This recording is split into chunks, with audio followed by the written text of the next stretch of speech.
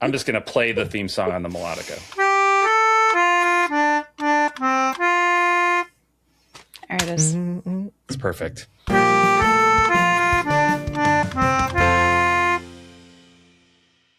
Welcome to the JRPG Pursuit, a podcast about all things JRPGs, from the games we play to the games we collect and everything in between. My name is Abdallah. I'm Emily. And I'm Brandon. And today, we've got a topic for you.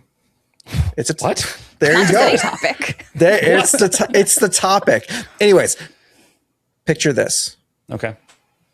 You got yourself a game. Mm-hmm. You're super excited with it. Yes. You get home, you start it up, and you spend the next month or so playing it. But then all of a sudden, you just stop. There's more content. There's things you can do, whether it's DLC or just continuing the game in general. Just end game. But then something just stops you from doing that. I'm bored of this game. I'm moving on. Sometimes you're not even bored, though. Sometimes that could be one thing. For, I guess, reasons I will bring up. Like, sometimes we don't finish for a reason. Exactly. And so that's what we want to talk about today. We want to talk about that feeling.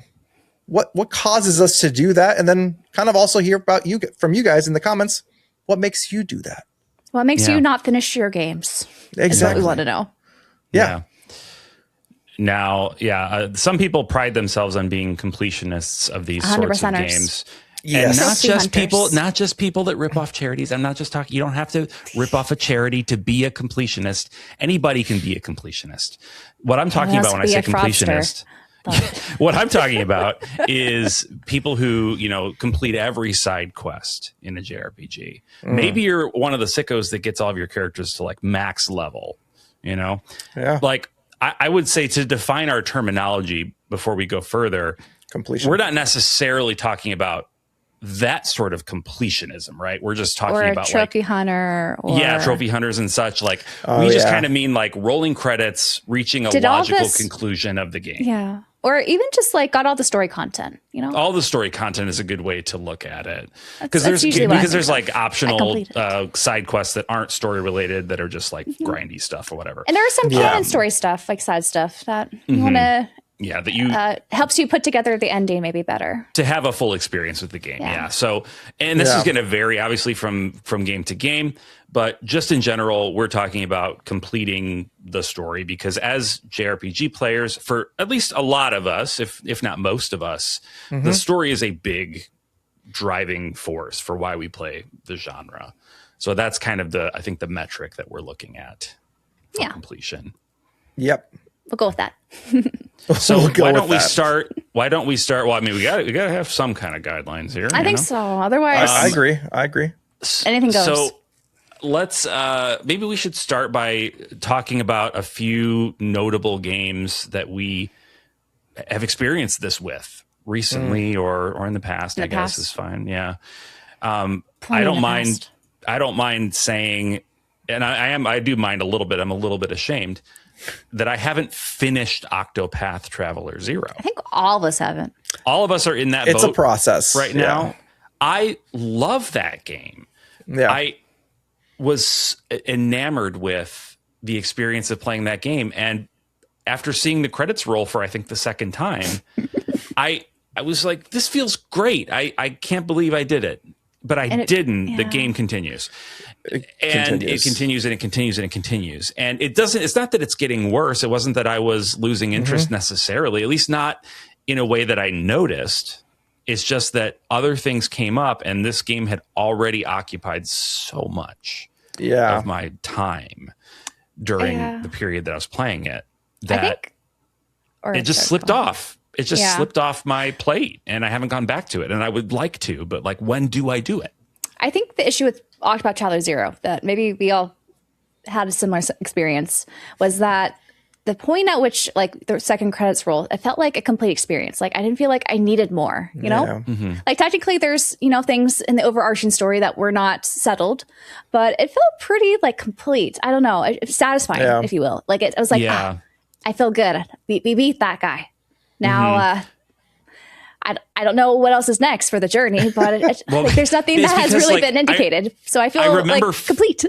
I remember feeling like when you get to that point, after the credits or whatever, they're like, well, hey, did you know there's more rings? And I'm like, there's more rings? You didn't talk about these rings before. Where did these rings come from? Now we got to go get these rings? Okay. Like, so it does kind of feel like two games duct taped together in a way. Yeah. And I just finished one really good game and they're like, well, here's another one right after if you're still hungry. It's like, bro, I'm stuffed. I am so full. I can't eat another bite. Like, what are you trying to make me do here? I feel like Octopath Traveler, I think of it as like what we call it? Inception. There is like a story within a story within a story within a story. And every time you complete another story, you're like, okay, this is great. And then it's like, but wait, it gets deeper. There's another layer. There's another layer. There's another act. These aren't just the villains that you saw that you really defeated. There are more. Because like I'm further than you guys because I've been like on and off getting back into it. You've still been doing it, yeah. You've been on the grind. It is definitely a grind because like I'll play for a stint, like a period of time, and then I'll like have to shift over to something because like it's such like Brandon was saying, it's such like a time consuming game that I have to like balance in other things, or else I'm also going to get burned out because like it is like upwards of 100-hour game at this point. And it's not even like a series of tough battles. No, it's not. Honestly, like the combat is good. I really like the combat. I especially like having the two rows. Oh, yeah. But it's like significantly, I would say, easier than the previous two Octopath Traveler games, in my opinion, at least. Yeah, so I don't feel the need to grind as much. Yeah, it's not that it's a grindy game. It is still kind of grindy, but not nearly as much as the other two. No. So that 100 hours is almost all just story. There's and talking. So much. And talking, and it's good, and it's all great. Good. But it's like if you were to make the most delicious gravy in the world, okay, gravy lovers, and you were to say, "Do you want some of this gravy?" And I say, "Yeah, that sounds great." Pour it right down my throat, and so they start pouring the gravy, and I got a funnel, right? I got a funnel in my mouth. Yeah, they're pouring the gravy into the funnel. And I'm like, this is really good. And they're like, you want some more? And then they get more gravy boats and they're pouring them all in. And I'm like, this is so good, but please I'm going to drown. I'm going to drown in this good gravy. Exactly. And for the non-gravy lovers, think of it like eating a chocolate cake. Let's mix up our metaphors a little bit. I don't know. We have to make this vegetarian. We don't want to alienate. I don't know why I went gravy. I'm not like a particular gravy lover, but that's what came to mind. We're not here to alienate our non-gravy lovers, okay? Like cake. You want more cake? Shove it in your face. Shove it all this cake. All this wonderful chocolate cake. It's like the movie Matilda. Like with that little boy who eats the cake. What's his name? Bruce Bogtwater. Yeah. No. It's like, I don't think that's his name. I don't. It's like Brutus or something. Like I don't remember what his name was. It's Bruce, but it's not Bogtwater. Bogtwater. Come on. That sounds awful. That's what we filmed late at night. We should do this more often. But I say the most unhinged things. Okay. The whole concept of that is just like, he wants the cake and then as punishment, he has to eat all the cake. And it's a rough experience. I mean, he does it and he succeeds and regrets it later. Probably. It's one of the most triumphant moments of the film. But anyway, it is.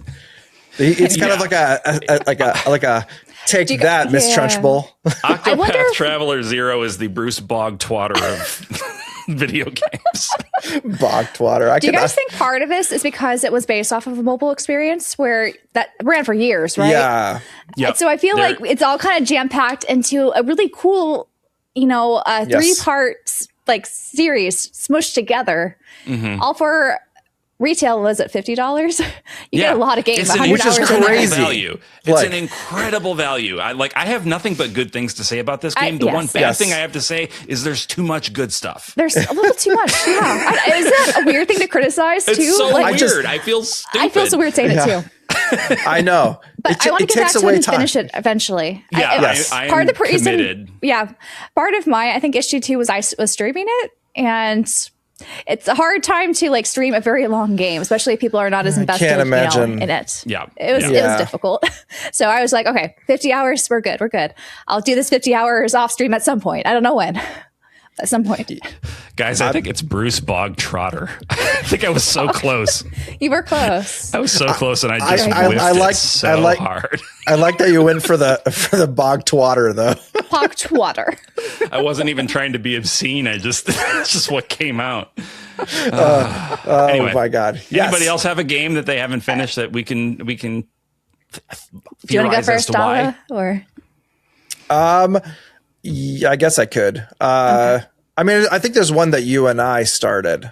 okay, we're supposed to talk about Emily. that one right now. Yeah, if you want to talk about that. That one is Atelier Resleriana. That was like the bringing back Atelier to its roots, right? Where people were hyping it up and saying this is so much better than Yumiya was earlier in the year.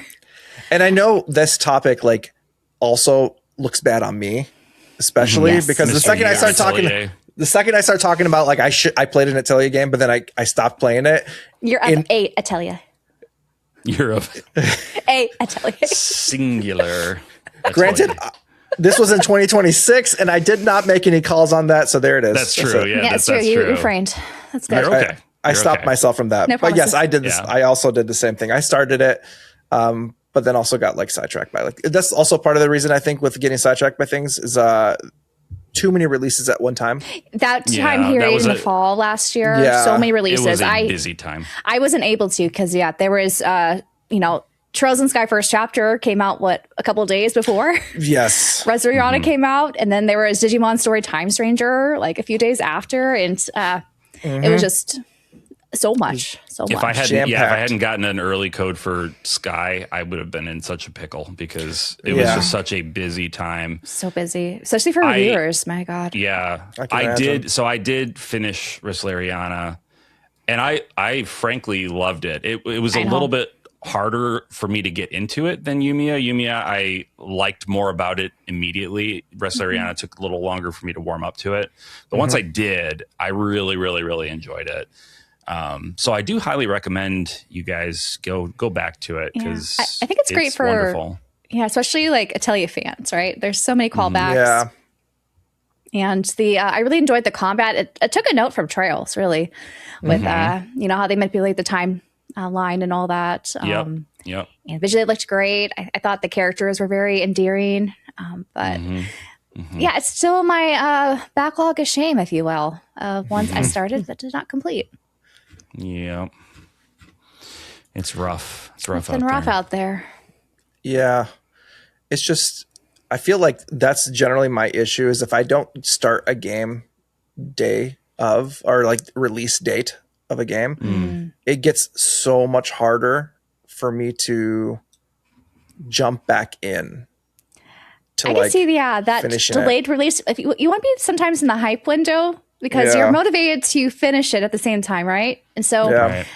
one way to avoid either major story spoilers that are on the internet or Yeah. to be able to talk with other people and because you both are doing reviews to be relevant when you make a YouTube video on it and it's not just going to totally flop, which is unfortunately the YouTube game, if you will. Yep. It is. But yeah, I think this has been something that I've noticed a lot in the community, right? That a lot of people are trying to get, they are selecting a few different games that they definitely want to be their day one. Doesn't matter what price it's at, as long as they could carve enough time to beat that game. Or even if it's a series or something, they want to make sure they beat all the other games before that one releases so that they could play it on that day and not get any distractions. Yeah. Which is totally, I think, reasonable, but also sometimes I think we pressure ourselves too much, Yeah, it's a reasonable instinct, but it's one that I think we're better served if we can resist often. Yeah. Because not just for many reasons, we want to, take our time with games, enjoy the experience rather than feeling rushed. I felt this sometimes, I feel like I'm constantly rushed because I need to finish these games on stream, for example, so we can get to the next one. Yeah. Because the number of times you stream a game, your audience kind of tapers off a bit. It's harder to catch up or stay, up to date with the story, with live streams, especially. Right. That's But the other, I guess, side of it is if you're patient, sometimes it really helps, the price of games.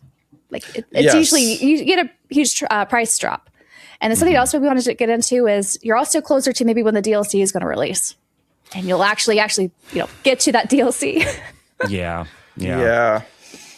Well, and we were chatting before the show started, and at least Dala and I don't remember, Emily, if you said, but the only DLC that for JRPGs that we've fully engaged with is Xenoblade. And I think that has a lot to do with the fact that it's like key story content for a very story focused series. And when they throw on some DLC, like we had also talked about maybe on another episode, even the Tales of Arise DLC that came out 2 years after, full 2 years after the base game. It's the flame of passion had left me by then. I'm sorry. It's hard to come Tales back. of Arise is good. Tales of Arise is good, but it's also a Tales game. It's not meant to linger in your imagination for all that long because they're just usually one-off games. I don't expect to see the cast of Tales of Vesperia again in a new title. It's very unlikely to happen. They're typically one and done, and so they're very self-contained. And so if you give me a DLC so far after I've finished the game, I've already moved on, and it's unlikely that I'm going to find time to go back to something like that. I don't know how you guys feel about it. It's also like remembering everything that happened in that game because true. the mechanics, the story. Because I remember that was the first thing I thought about when they first announced the DLC for Tales of Rise. I'm like, what? How did that end again? Like, what was the key moments? Because I love the game, but I'm just like I can't remember all the bits and pieces because there's been so many games since that I've prioritized in my memory. So I'm like, as we get older, we tend to have not the best memory, right? No, exactly. It's decaying. So I have to sit there and be like, all right, like, do I need to? I probably have to either watch like a synopsis or like read something. I need to get up to speed on it, but that in itself is not going to get me to want to jump into a DLC like that right away.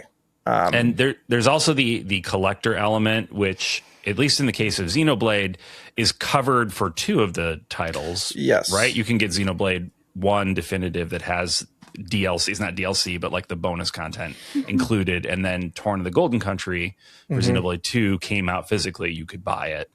That I appreciated having that as an option as well. I hope that they give us a physical Switch 2 edition or whatever that has the future redeemed content for 3. That I will double dip on that just to have it physically. But yeah, from the collector standpoint, DLC is a little bit of a hard sell for me to begin with, especially for a console game. I don't know. I'm becoming more of a PC player in the past year or so. Same. Just because of the depressing practices. direction of things like game key cards and this nonsense that we're being asked to lick the boots of Nintendo. I'm not going to get into it. But so I don't know. It's maybe my feelings about it will change now that I'm shifting more digital, but Nintendo's not the only one though. Like even sometimes you get the repackaged definitive edition, like from Sony or Xbox or something. It's usually a download code. I'm like, you get the base no reason game for me to buy you this. download. Right. It's no different. I mean, technically you're getting the content for free or included in the price or whatever. Great. For free, relative, right? Right, for free. It's included in whatever the new cost is. But when it comes to Xenoblade, I think what they did really well was have basically self-contained stories as their DLC. Like they have usually a new combat system, and you don't have to actually quite remember what happened in the previous, like the base game, in order to have a good time. Like, does it help? Sure, but it's not required. But it ties everything. It ties into the overall story, and it's important. It's not just but sometimes supplementary stuff. I don't know. Like Dala was saying, how sometimes he has to review or replay a game before he wants to have the continued stuff because you need that refresher. Sometimes, like what's nice about Xenoblade is for those DLC stories is even if you have like hazy memories of the past, they kind of tell you bits and pieces where it's not necessarily forcing you to remember, but it does help you kind of remember where you don't have to go watch a YouTube summary video or something of the events that happen, so it all clicks in. True. Yeah, They- if they're written well, Yeah, they they will like include those callbacks and the dialogue, the way those Xenoblade DLCs written very they're done well well, to yeah. kind of like integrate some of the past experiences into the narrative. So you pick up on that naturally, which I think, I mean, that's just like Monolith Sauce As they intended. expertise. Like they're so good at that stuff. Narration is a narrative is their strong point. So But yeah, there's been plenty of DLCs I bought I never actually touched because it was work to go back to them. The biggest shining example for me is probably Breath of the Wild. I rebought that physical for the Yes. Switch, first of all. Japanese. The Japanese Yeah. version. It's not on the Switch 2 version, unfortunately, but I still haven't really touched it. Same thing with Fire Emblem Three Houses. I haven't even done all the routes in the base game, but I still bought that DLC when it was on sale. It's Yeah. there. I guess if you want to go back to the 3DS, I didn't do the Fates Revelations path, which is actually the crucial stuff to the Fates story. I still need to do that. But man, sometimes like even if you have it like up front, like I did with the Fates 3DS copy that had, you know, both of the pathways and Revelation. the bridge with Revelations. It was a lot of content that I tried to piecemeal, but it was kind of unsuccessful for me to get to and then go back to. I'm having, this is not, I guess, DLC, but I'm having a similar issue with the Lunar Remaster games. I played the first one, loved it. And I was like, okay, maybe I'll take a break and then I'll get to the second game. I haven't gotten to the second game yet. it's the taking the break part. I think so. It hinders you. It can hinder you. It's like, you know, when we talk about backlogs and how that affects, you know, drains you mentally sometimes when you're thinking about your backlog. This is the part of the backlog that is the burden. It's like when you have this expectation of like, hey, I'm going to come back to this game. Or it's like you put it on the back burner so you can play like a new release, like you need to play right now. And then years go by. It's like, let's say Visions of Mana for me. Like I intended to play that day one, but then I got sidetracked by playing something else. I don't remember what it was at the time, but that became something else, and that became something else. And exactly. And then it just kind of goes further into the backlog, and then you forget about it until Emily shames you, and then you're like, all right, like that's why. Hey, I had a reason for shaming. No, exactly. And I have to, me, right?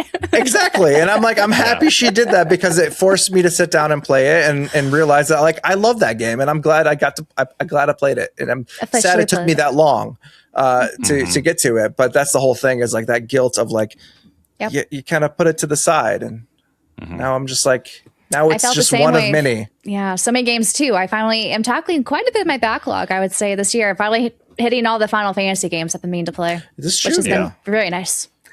But this whole conversation is really highlighting for me why I get a little bit nervous when I hear developers talk about how much story content there is in their game.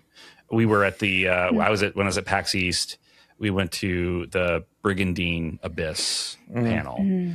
And the creator of the game was very enthusiastic, and he's a great, he seems like a really smart guy, seems to really love what he's doing. Very passionate. And the game does look very cool. I'm actually kind of intrigued by it, and I'm not a super big strategy guy, other than like Fire Emblem, Shining Force, kind of basic stuff. Like this is actually kind of intriguing to me. And he was talking about how there are all these different paths, like 6 different main routes that you can go through. Oh boy. And on top of that, there are all these short stories, basically, that you can play as these different factions that aren't part of the 6 main routes. And it amounts to around 200, maybe even a little more hours of story gameplay content. Oh my God. And to most people, that sounds like a good thing, right? Look at how much value, $60, $70 game or whatever it ends up being. You're going to get 200 plus hours of enjoyment. And I hear something like that and I think there is a game I'm not going to finish. Yeah. I feel like I'm able to be realistic with myself about this stuff. And like the odds of me actually fully completing that game, no doubt if I review it or if I play it, I will do at least first impressions. Most of the main routes, right? If completing the story involves finishing the 6 main routes, sure, Okay. Yeah. But all of this other story content that I think would be interesting to me, presumably if I like the game, right? I know it's not going to happen. Yeah. I know it's not. Just Not there's too in the much timeline they stuff. gave you to review, first of all. First of all, yeah, for reviews. And then that's the other thing as a reviewer, and this doesn't apply to 99.9% of people. So you can all just like mute your podcast player or whatever for the next 30 seconds because it doesn't apply to you.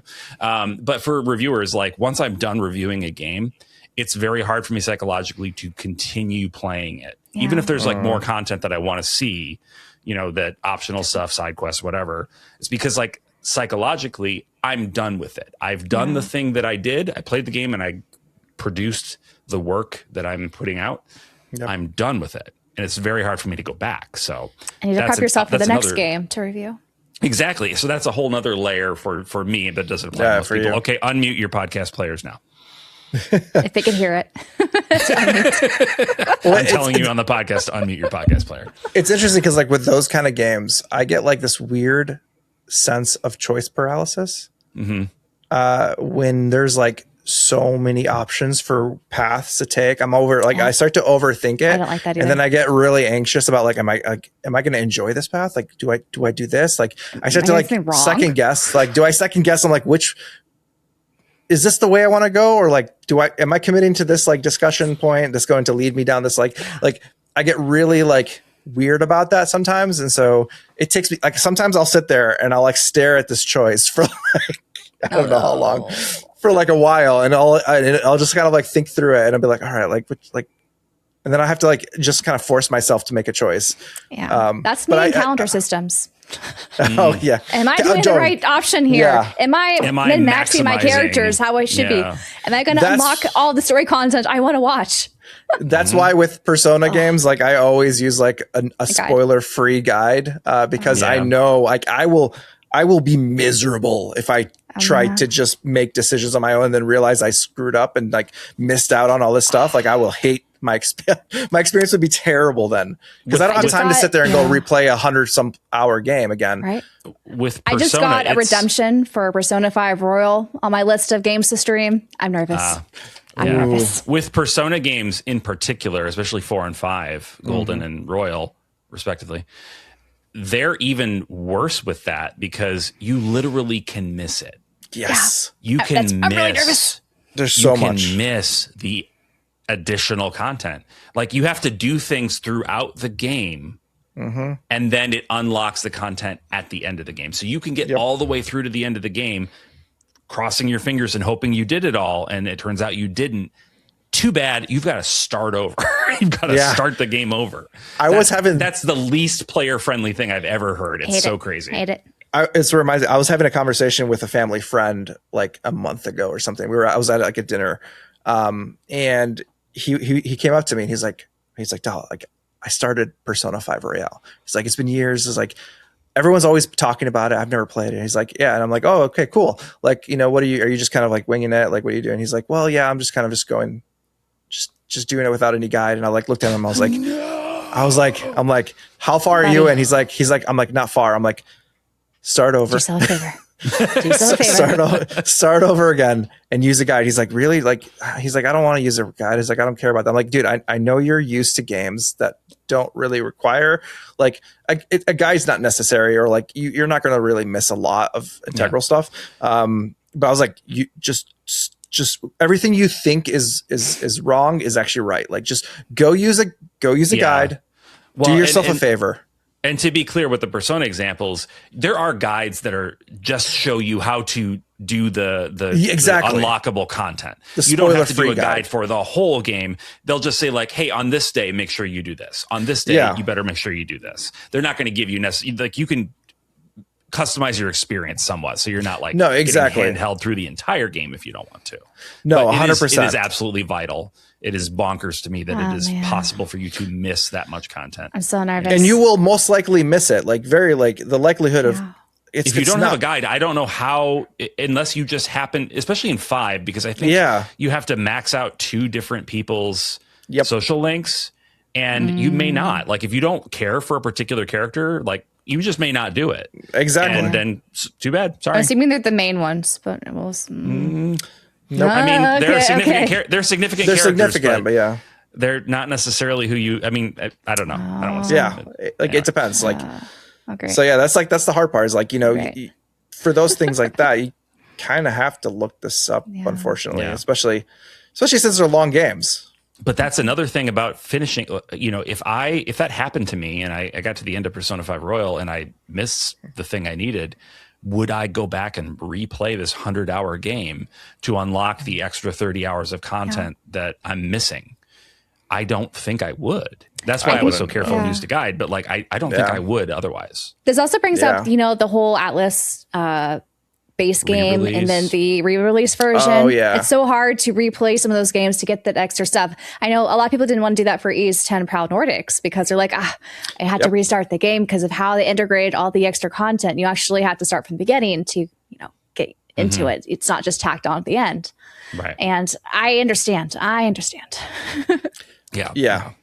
I mean, it was a hard sell. Like when I first heard about the Ys 10 Proud Yes, Nordics, like it is. I was like instantly disappointed because I was like, oh man, The timing was the worst in the I know West. because for the West, especially because it just came out like not long ago. I think it was like 2 weeks, right? It was not that long. yeah, it was like right after we Almost bought as the game. almost as tactless as Analog releasing the colorful Analog 3Ds gosh. the day after the 3D comes out or something. Ridiculous. Just like who Yeah. what evil who cast an evil spell on you to make you that ridiculous? I don't even know. That's the most analog thing to do. So like Yeah. crazy.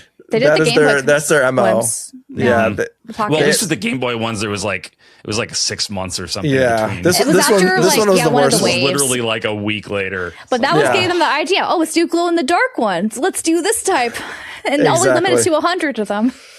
You Yeah. had to buy it And right away and get that FOMO. I almost bought one of those dang colored pocket things. And then I'm Did. like, I don't even touch the one I have. Right. Don't stop it. Stop it. Don't do it. Bad bear. Because like Bad. I'm the most disappointed because like for an N64 I would have 100% bought would've got a the fun purple one. one. The purple one, like Fantastic. the Yeah, they're berry what they call the flavored. atomic purple, Atomic purple? from the Nintendo Yeah. version of that. Yeah, like I would have gone Yeah. because that was also my favorite. Like I That love was my first Game Boy Color. Was I it? like all Yes. that for Atomic Purple's the best.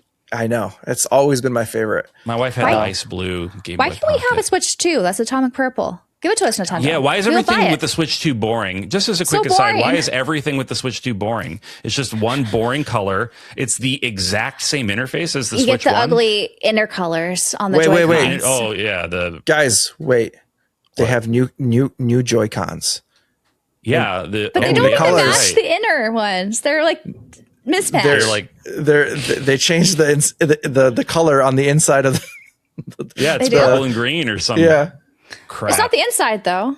Like, I think if it's you the have inside, 'cause you can't really see tablet. it. The tablet, I know, but when you take it on and off, you see it. You Oh, see yeah, the you see it. original colors under the Yes. yeah. And But it's for mismatched. the what do you call nubs? The nubs. Oh, and Yeah. right The around joysticks. the The right around the joysticks. nubbins. The Yeah. nubbins. The They areolas changed Oh, that's of true. the, The inside. joysticks. Oh my I god. just call it the areolas of the joystick. I'm gonna fall off Why my did I chair. say that? I don't know.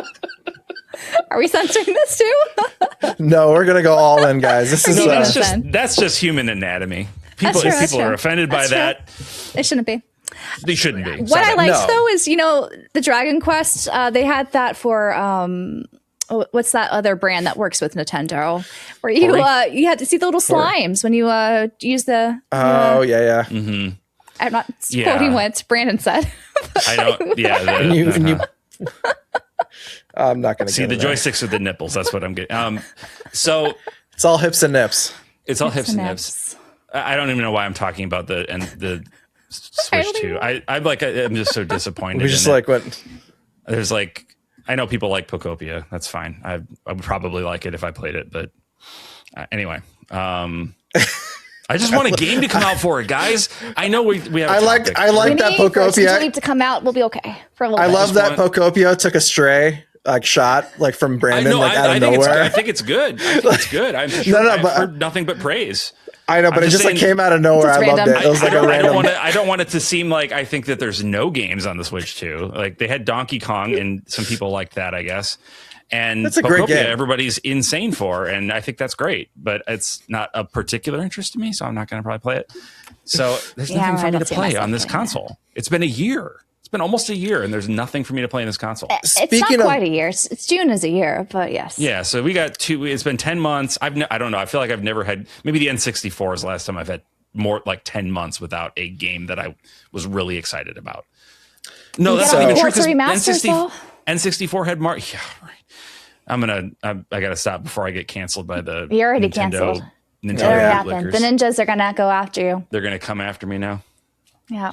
I just wanted to succeed. I've been a Nintendo fan since I was just the tiniest little boy. I think the sales have been doing pretty well, all things considered with the economy.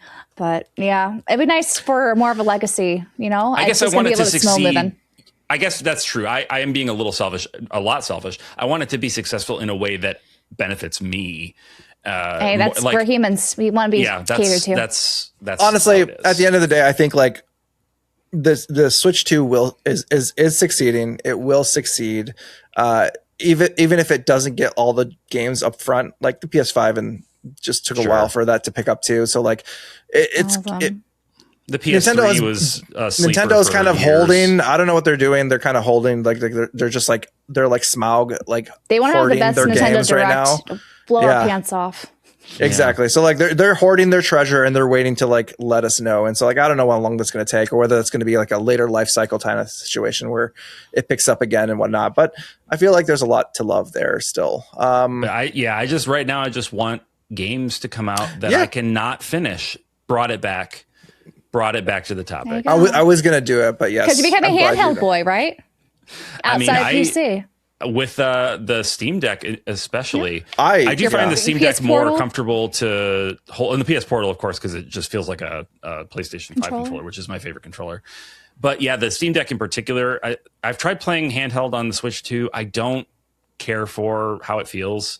I would probably need to get a grip, or 100%. You have to get a grip on that. Yeah. I feel like all the Switches I've had to have a grip. Otherwise, they're uncomfy. Yeah, I love the grip feel of the Steam Deck. It is definitely heavy, so I like to like. I don't like the Steam Deck; it's too big for me. Prop it onto something, so like I usually put like a pillow, on my belly, and I just kind of like belly pillow, a belly pillow for it to like walk on for that purpose, just to lounge. But now I just put on my AR glasses and kind of lay back, and I use my you have those. And I just like play it on the giant screen as I'm laying there. I kind of want to get that now for that just reason. That would be fun. It's nice. It's great on planes too. Anyway, we're so far gone. We're so far, guys. You got to understand. It's like 11 p.m. here in where Dala and I are. We are all kind of delirious. We're kind of delirious. Yeah. You've been traveling so much, so I don't blame you. Yeah, I'm all over the place. Let's get back on topic. So one game that I started to play very recently and rage quit. And I'm really sad about it. I'm really sad about it because I really wanted to like it. I expected to like it. And there's a lot about it I do like. But it's called Bloomtown, A Different Story. That's the subtitle. Bloomtown. I got it on Steam. And it's this indie kind of pixel style, sort of reminiscent of like a more detailed Earthbound, or it's modern. You know, it's one of these JRPGs that I always have wanted, where it's like takes place in a modern world with like regular people and interesting things happening. You know, mysterious demonic stuff, but it takes place in the real world. Yeah, and there's just a ton about it that is incredible, really cool. The problem, and the reason I dropped it and I don't think I'm going to go back to it, is the writing is so bad. It's so bad. I think it's pretty clear, and I don't want to speak out of turn, but I think it's written by non-native English speakers, writing in English I'm assuming without a good editor editing the script. And it brings me out of the experience every time a character says something. And that for me is one of the major reasons I will drop a game, is if I can't connect with the story. That's primarily why I'm here. Right. Yeah. So if you're showing me that I'm not going to be able to connect with your story, I probably am going to drop it. That's how it goes. How it is.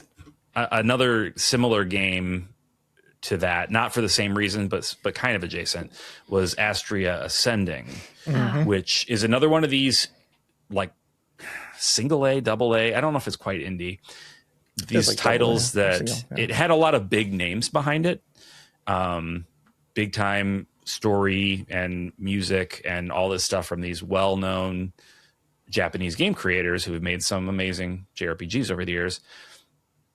I dove into it and it's pretty cool. It's a 2D, it's like a 2D platforming exploration, but then turn-based combat. Yeah, graphically it's nice. It's interesting looking, right? It's got a pretty cool style. Hand drawn almost like style. Yeah. Yeah.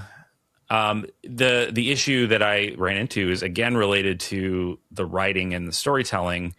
And some of it was also in the voice direction.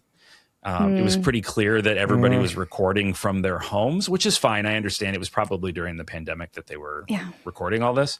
So it makes sense. But the issue was the voice direction was very bad. Like characters were mispronounced or like pronouncing the words differently between them, like in a conversation with each other. No, it's like us talking about Pocopia or Pocopia or Persona 5 Royal or Persona 5 Royale. Like it sounds like us. And that But no, seriously, like that sort of thing in a game, it's like that's super important to like the director should step in and be like, oh, we've decided on this pronunciation, so make sure you say it like this, just for consistency, right? So the writing and that sort of stuff, it just pulled me out of it. And I don't know, I put like 8-10 hours into that game and I was like, I'm out. I can't do it. Sometimes I've had voice acting, especially in some JRPGs, where I'm like, maybe I should switch to Japanese because I don't like this English direction at all. I should have done that with Triangle Strategy, to be honest. I kind of bullied my way through the end. I didn't do all the routes. I just did like, okay, I looked up the golden route. We're doing this, and then I want to finish this game because I liked the game. I heard bad things about the voice direction, but it was just so dry. I was like, oh my gosh, can we get through this? You're talking so slow, and it's not poetic. It's just it was I wanted more because I feel like especially Square Enix, they write really well, like medieval-ish English. Yeah, it just was lacking. They have really good writers. Yeah. Why it was like that for Triangle Strategy for me. I know not everyone thinks that. I've had people say it's just peak. I'm like, okay, I guess maybe we listened to the wrong, or maybe they were playing in Japanese. I don't know. Maybe they were playing. Yeah, maybe they didn't know what the characters were saying anyway. Yeah. Well, one of the Square Enix. Speaking of that, one of the ones I never finished but started was Deofield. Deofield Chronicles. I have that in my backlog. Yeah. Was that somewhere? I also some of the voice would acting? like to play it. Maybe it was. I'm trying to remember what. Like I remember I know that playing one had it. very mixed reviews. Like either it's really underrated or it's just not that good. Yeah, I don't like. I played enough of it, but not enough to like get a true understanding of whether I liked it or not. Just fell off. I just fell off, and I think I was because it was during a time where they were also releasing a bunch of random stuff. That was when there was a new game per month. Yeah, there was like a lot of games coming out like in succession during that period of time, and so like I think I tried it out, and then I like jumped off of it and never came back. But it's been sitting on my backlog, wanting to see if I like it. You know, because I've heard like there's a lot of people that do say that it's good. I remember hearing the mixed reviews, but the recommendations from people and some of the reasons that they were giving for recommending it were reasons I'm like, I think this might actually be an alley. Exactly. So I've been intending to get to that one too, but the backlog. There it is. Brandon, one you started and never finished was Chained Echoes, because I remember you started that. Oh, that's right. It's like hilarious that you bring that up, because I have my Steam open on this other monitor here. Just glaring at you. I clicked on Chained Echoes, and that's what's on the screen right now is that. And I was like, I should install that so that I have it, so that I'm more likely to go back to it. So literally, as we're talking about this, I'm feeling guilty about that. This reminds me though of like games that like there's a lot of games I didn't like start at launch if they release digital only, because I'm waiting for the physical, and then you just keep waiting for that physical, and then eventually when it comes out, like, is this the best physical, or are they going to release more DLC or something? You have to wait again, or the definitive like a full version, complete disc or whatever. Yeah. Or it's just like, there's patches you wait, galore too. You wait and you move on, and you do. The initial, like, we are all subject to the hype waves that come, when a game's coming out, and we see people in the community getting excited about it. 100%. And so we're feeling pretty excited about it. But if we want to wait for it physically, then it's like, okay, well, I'm going to just hold out. I'm going to wait. And then by the time the physical comes, that wave of hype is gone. And sometimes the physical sucks. You're like, this is not a real physical. It's a game key card. Why did I wait for this? Yeah. So, that happens a lot with indie games, I think, like, especially. It's like I'll have a lot of hype for an indie game, and then there's going to be a very drastic change between when it comes out digitally to when it comes out physically. Or also between, like, there's so many patches that go into a lot of those games. Like, for example, Quartet. It was great when it released. I did a initial impression stream, but after I heard there's going to be more content, like, oh, maybe I should wait for that to come out. But I still haven't beaten it since the content came out. There's like a ton of new content. So like now I'm like, I need to play this again at some point so I can experience a different version of this. And that's like kind of that goes back to the Tales of Arise problem. I haven't played the new Quartet content. That's funny. I haven't played it, and I probably won't, because I, pushed through the game and I loved it, and I finished it and I made my review, and then it's like that chapter is closed. Because there's so many other games. Because there's so many other games. It's so hard. It's so hard. The idea anymore of replaying a game, which at the point that I was going to revisit Quartet to play additional content, I would probably just want to be replaying the game. And it's one that I wouldn't mind replaying. It's just it's coming to console soon. At the end of this month, it's coming to Switch. Right. It is coming to Switch. The PS5 will come, I think, shortly after. Yeah. So that is an opportunity to replay it. It's an excuse. Yeah. It's just hard. Yeah. Because there's, I'm looking at my Steam library sitting here. It's ridiculous. Yeah. It's because like my problem is that like replaying a game, first off, I have like a tier system for that. So like the things that I'm going to end up replaying are most likely games that I haven't played. Maybe it could be like PS1 games or PS2 games that I haven't played in just so many years that I would love to refresh and just like experience again. Yeah. I'm doing that with Leaf Green right now. Exactly. It's like those are the games that are going to probably take priority than games that came out probably in the last like 5 to 10 years. Which I know is a knock against physical collecting. Like, why are you buying this physically if you're not going to replay it? Well, hey, maybe in 10 years I will. It's a library. Well, it's also a library. You want to own your digital media. Library. You want to own your media. I want to own my media. I want to own my media. I want to support the devs. Exactly. Making the games. There's a lot of reasons to do it. Yeah, there's plenty of reasons. There's tons to that. Another example I have also with, having put a few hours in, and now I'm like, do I finish it where I left off? Or do I start from the beginning? And that is Metaphor, Free Fantasia. Like, is there going to be a royal version? You guys, so I feel like in a stalemate right now. Like, do I revisit it now? Am I going to be like, oh, I just beat this, but now this new version is announced with new content? I don't want to be burned. That's another one that I started playing and was really into, really enjoyed. And then I think I got a review code for something and I had to put it on pause, play the thing. And then I got another review code. I had to put it on pause. So I just haven't gotten back to it yet. It's like at this point, I need to just start over. I have to start over. It's been over a year now. It's been a year, since I played it. That's true. You guys have to start over. But at this point, like you said, is there going to be a golden Metaphor? We haven't had Switch 2 confirmation yet. Maybe they'll have extra content on that one. I don't know. Or something. That's true. Yeah. There's a little anxiety sometimes when choosing what game to play next. Like, I've had a lot of people tell me, like, should I play Trails in Sky first chapter now or wait for second chapter to come out? Because I don't like a cliffhanger wait. Oh. Which it's not a bad cliffhanger wait. I feel like sometimes it's nice to have a little bit of break. Yeah, a little bit of a break. I think we were talking about, some games it's hard to put down and then get back into. I feel like there's certain sequels, it makes sense to have a bit of a break. Otherwise, you have burnout. Like we talk about this with Trails all the time. Don't play them back to back to back to back to back to back. Also, I can't help but I can't help but roll my eyes and say, "Oh, sweetie," when I hear people talk about, I don't want to have to wait for that cliffhanger to be resolved. My brother, I waited. How many years did you wait? How many years did I wait for all these dang cliffhangers? Oh my God. I'm years? so sorry. I'm so That's sorry. part of the experience. That's part of the Trails experience, actually. It's part of the Trails experience. If you're starting late now, you don't necessarily have that unless you get to Horizon, and then you also wait with us, but not as quite as long. No sympathy for your 5-month wait, your 5 agonizing months. Sometimes it's nice to let it stew and marinate. But, you know, I feel like sometimes a wait is good. Like there's a wait, and then there's a wait. Yeah. A wait is good, but a wait, no. You know, there's a distinctive difference Really? here. Yeah, distinctly. It's very Distinctive different. difference because then we're The emphasis is on the different syllable. I don't even know how to explain this to the audio only listeners, but Emily's physical movement when she differentiated between those two is very good. It was thank very you. good.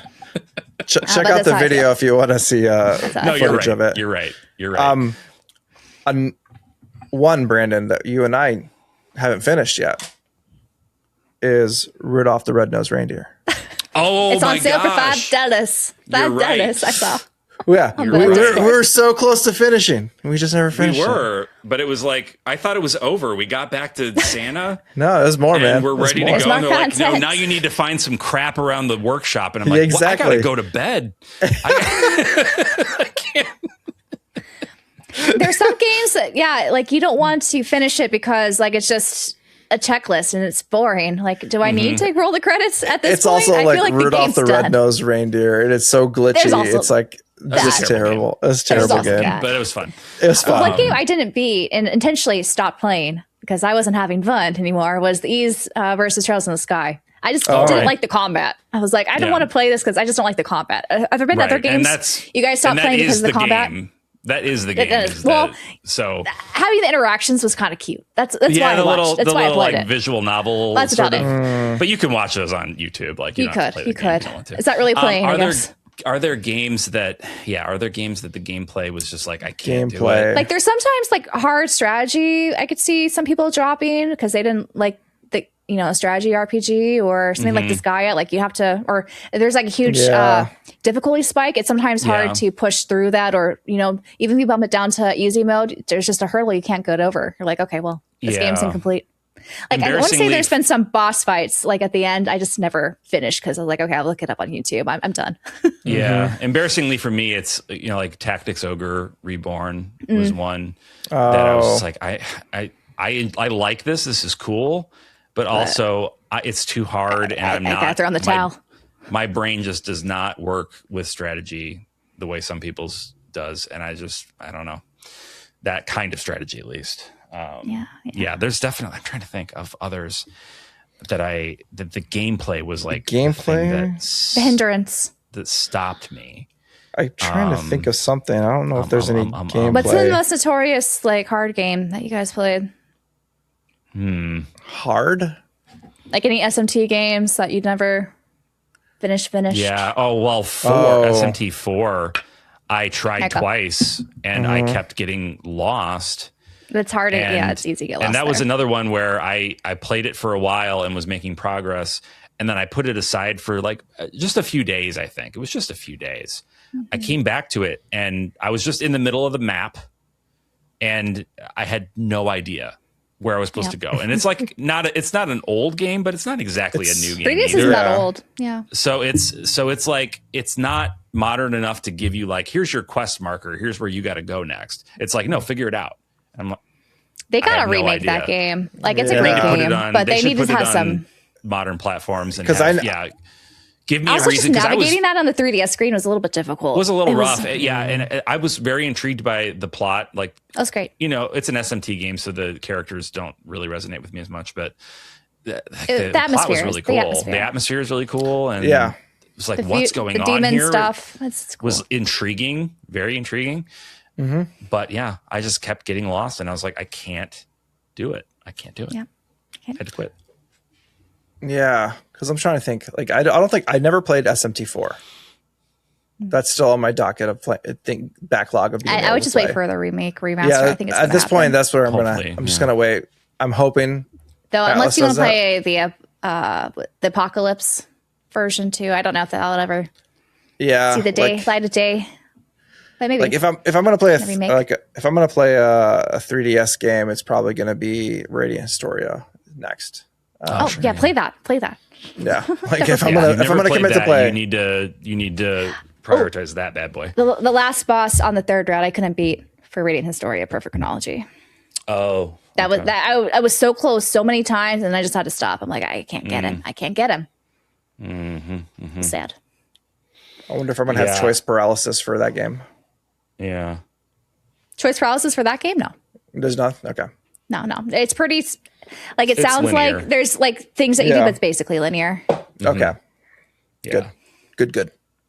Yeah, Valkyria Chronicles was one back on the PlayStation 3 Oh. that I, again, was absolutely in love with. I need to play And that. I hit the difficulty spike of the like blue-haired lady with the big, she had like a big Gatling laser or something. I don't know. Gatling laser. She's, I think, well known as a big difficulty spike stumbling block for people. And I was I thought I knew how to play this game.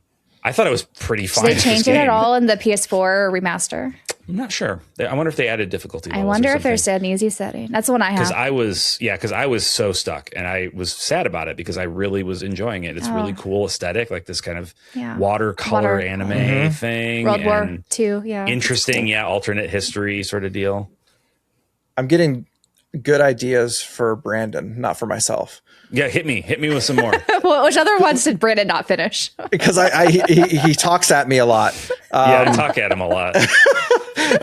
Emily, when you were talking about gameplay that doesn't resonate, Vagrant Story, Brandon. Oh my God, you're right. Yeah, Like that just hit me. you're I'm right. like that's That's one. another one they need to remake, remaster, and Well, make they it should. understandable They've for released dum-dums like Chronicle me. Because I cannot comprehend that game, and I feel so stupid, but I really want to, but I can't get it. I don't understand your combat system, guys. It's too complicated. And no guide helps with that. I've never played I mean, it. a guide so I don't would, know. 100% would, but I just The never guide played is it. complicated. The looked guide at it itself is before. complicated. Yeah, the guide itself is complicated. Yeah, there's been plenty of like PS1 guides I've attempted to read. I'm like, oh my God, what are they getting at here? Because it's also like the most like word vomit because those old GameFAQ ones are just like blocks of text. Just blocks of text. Yes. And you're trying to like read through like convoluted battle mechanics. Yeah. I remember. Well, looking I at think that. we kind of covered the basis, right, of why people don't finish games. It's more than, I guess the one reason I didn't say is sometimes I don't like a game to end because I liked playing it so much.